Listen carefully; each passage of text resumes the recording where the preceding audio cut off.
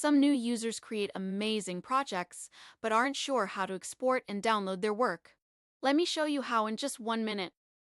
Once you're done creating, simply click the Export button in the top right corner.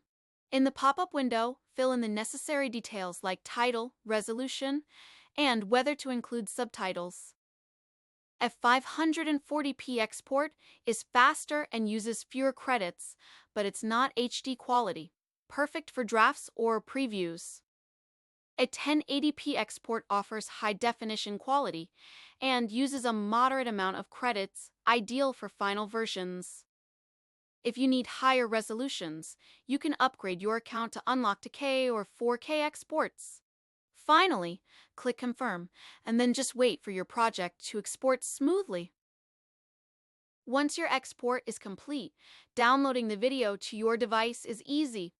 First, go to MySpace and find the video you just exported in the Video section.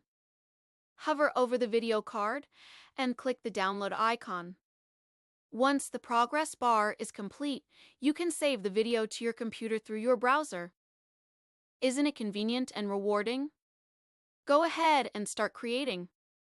Share your video and let more people experience your amazing work.